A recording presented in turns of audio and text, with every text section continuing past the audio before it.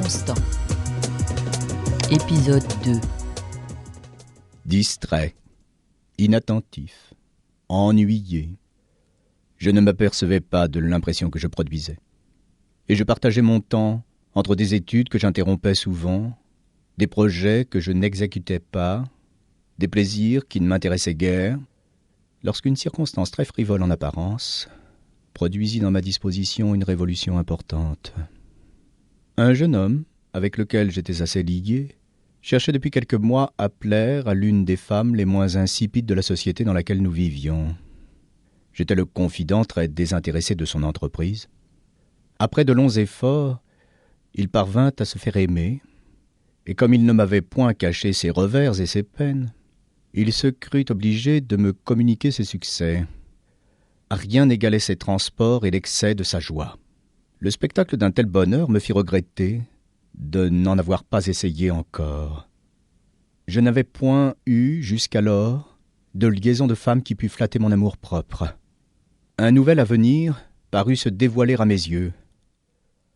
Un nouveau besoin se fit sentir au fond de mon cœur. Il y avait dans ce besoin beaucoup de vanité sans doute, mais il n'y avait pas uniquement de la vanité. Il y en avait peut-être moins que je ne le croyais moi-même. Les sentiments de l'homme sont confus et mélangés. Ils se composent d'une multitude d'impressions variées qui échappent à l'observation. Et la parole, toujours trop grossière et trop générale, peut bien servir à les désigner, mais ne sert jamais à les définir. J'avais, dans la maison de mon père, adopté sur les femmes un système assez immoral. Mon père, bien qu'il observât strictement les convenances extérieures, se permettait assez fréquemment des propos légers sur les liaisons d'amour.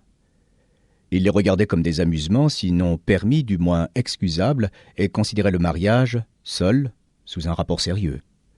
Il avait pour principe qu'un jeune homme doit éviter avec soin de faire ce qu'on nomme une folie, c'est-à-dire de contracter un engagement durable avec une personne qui ne fût pas parfaitement son égale, pour la fortune, la naissance et les avantages extérieurs. Mais du reste, toutes les femmes, aussi longtemps qu'il ne s'agissait pas de les épouser, lui paraissaient pouvoir sans inconvénient être prises puis être quittées. Et je l'avais vu sourire avec une sorte d'approbation à cette parodie d'un mot connu. Ça leur fait si peu de mal, et à nous tant de plaisir. L'on ne sait pas assez combien, dans la première jeunesse, les mots de cette espèce font une impression profonde, et combien, à un âge où toutes les opinions sont encore douteuses et vacillantes, les enfants s'étonnent de voir contredire par des plaisanteries que tout le monde applaudit les règles directes qu'on leur a données. Ces règles ne sont plus à leurs yeux que des formules banales que leurs parents sont convenus de leur répéter pour l'acquis de leur conscience, et les plaisanteries leur semblent renfermer le véritable secret de la vie. Tourmenté d'une émotion vague, « Je veux être aimé », me disais-je. Et je regardais autour de moi. Je ne voyais personne qui m'inspirât de l'amour, personne qui me parût susceptible d'en prendre. J'interrogeais mon cœur et mes goûts. Je ne me sentais aucun mouvement de préférence. Je m'agitais ainsi intérieurement lorsque je fis connaissance avec le comte de P., homme de 40 ans, dont la famille était alliée à la mienne. Il me proposa de venir le voir. Malheureuse visite.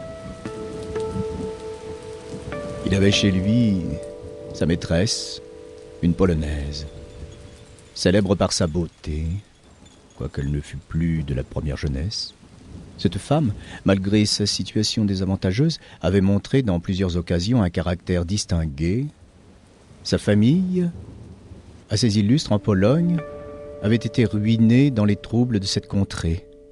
Son père avait été proscrit. Sa mère était allée chercher un asile en France et y avait mené sa fille, qu'elle avait laissée à sa mort dans un isolement complet. Le comte de P. en était devenu amoureux.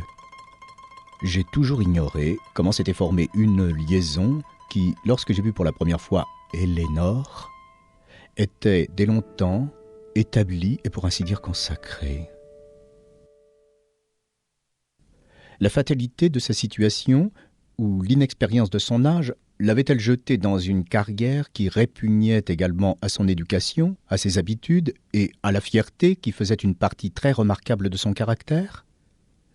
Ce que je sais, ce que tout le monde a su, c'est que la fortune du comte de P, ayant été presque entièrement détruite et sa liberté menacée, Éléonore lui avait donné de telles preuves de dévouement, avait rejeté avec un tel mépris les offres les plus brillantes, avait partagé ses périls et sa pauvreté avec tant de zèle et même de joie, que la sévérité la plus scrupuleuse ne pouvait s'empêcher de rendre justice à la pureté de ses motifs et au désintéressement de sa conduite.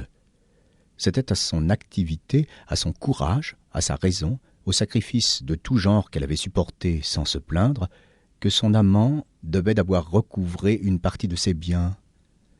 Ils étaient venus s'établir à D pour y suivre un procès qui pouvait rendre entièrement au comte de P son ancienne opulence, et comptait y rester environ 2 ans.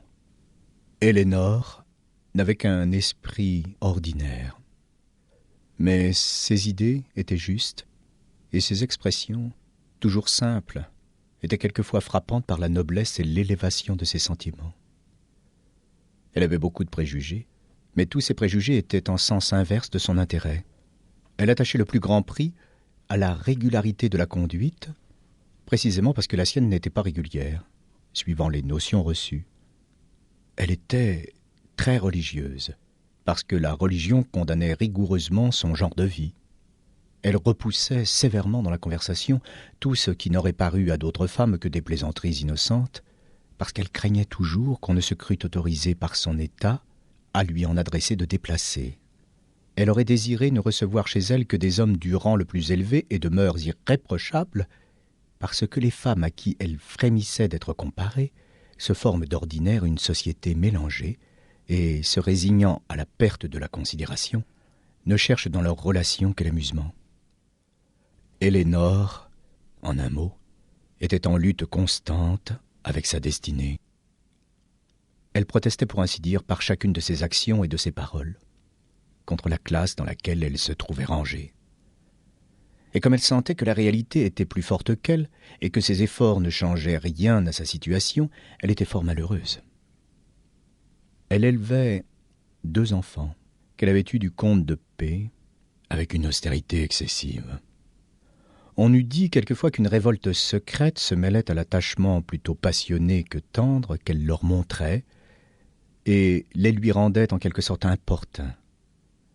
Lorsqu'on lui faisait à bonne intention quelques remarques sur ce que les enfants grandissaient, sur les talents qu'ils promettaient d'avoir, sur la carrière qu'ils auraient à suivre, on la voyait pâlir à l'idée qu'il faudrait qu'un jour elle leur avouât leur naissance.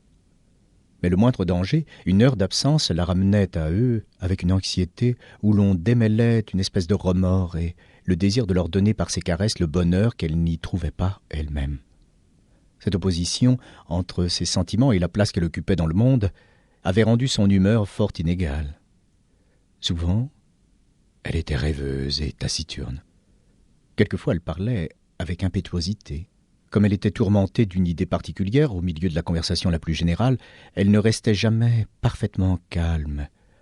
Mais, par cela même, il y avait dans sa manière quelque chose de fougueux et d'inattendu qui la rendait plus piquante qu'elle n'aurait dû l'être naturellement. La bizarrerie de sa position suppléait en elle à la nouveauté des idées. On l'examinait avec intérêt et curiosité comme un bel orage. Offerte à mes regards dans un moment où mon cœur avait besoin d'amour, ma vanité de succès, Éléonore me parut une conquête digne de moi. Elle-même trouva du plaisir dans la société d'un homme différent de ceux qu'elle avait vus jusqu'alors. Son cercle s'était composé de quelques amis ou parents de son amant et de leurs femmes que l'ascendant du comte de P avait forcé à recevoir sa maîtresse. Les maris étaient dépourvus de sentiments aussi bien que d'idées. Les femmes ne différaient de leurs maris que par une médiocrité plus inquiète et plus agitée, parce qu'elles n'avaient pas, comme eux, cette tranquillité d'esprit qui résulte de l'occupation et de la régularité des affaires. Une plaisanterie plus légère, une conversation plus variée, un mélange particulier de mélancolie et de gaieté, de découragement et d'intérêt, d'enthousiasme et d'ironie étonnèrent et attachèrent Elénore. Elle parlait plusieurs langues, imparfaitement, à la vérité, mais toujours avec vivacité, quelquefois avec grâce. Ses idées semblaient se faire jour à travers les obstacles et sortir de cette lutte plus agréable, plus naïve et plus neuve, car les idiomes étrangers rajeunissent les pensées et les débarrassent de ces tournures qui les font paraître tour à tour communes et affectées. Nous lisions ensemble des poètes anglais, nous nous promenions ensemble. J'allais souvent la voir le matin, j'y retournais le soir. Je causais avec elle sur 1000 sujets. Je pensais faire, en observateur froid et impartial, le tour de son caractère et de son esprit. Mais chaque mot qu'elle disait me semblait revêtu d'une grâce inexprimable.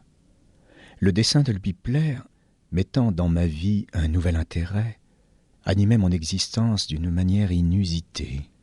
J'attribuais à son charme cet effet presque magique. J'en aurais joui plus complètement encore sans l'engagement que j'avais pris envers mon amour-propre. Cet amour-propre était entière entre Elénore et moi. Je me croyais comme obligé de marcher au plus vite vers le but que je m'étais proposé. Je ne me livrais donc pas sans réserve à mes impressions. Il me tardait d'avoir parlé, car il me semblait que je n'avais qu'à parler pour réussir. Je ne croyais point aimer Elénore, mais déjà je n'aurais pu me résigner à ne pas lui plaire. Elle m'occupait sans cesse. Je formais 1000 projets. J'inventais 1000 moyens de conquête avec cette fatuité sans expérience qui se croit sûre du succès parce qu'elle n'a rien essayé. Cependant, une invincible timidité m'arrêtait. Tous mes discours expiraient sur mes lèvres ou se terminaient tout autrement que je ne l'avais projeté. Je me débattais intérieurement, j'étais indigné contre moi-même.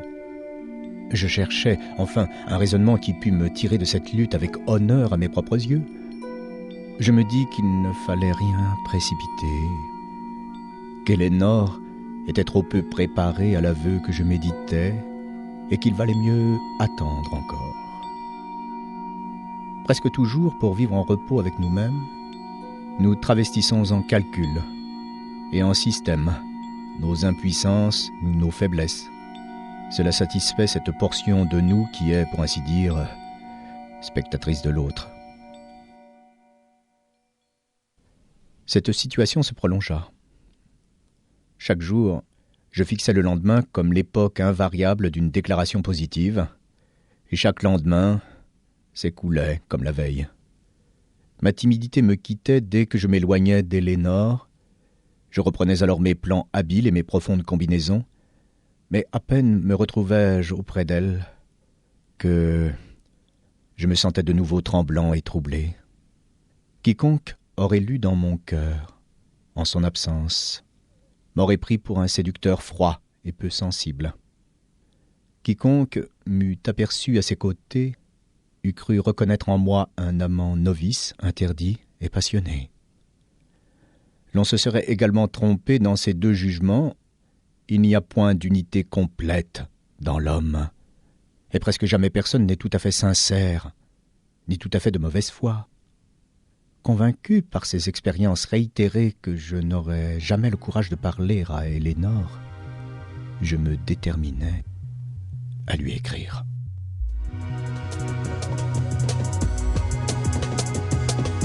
Alain Massé lisait Adolphe de Benjamin Constant.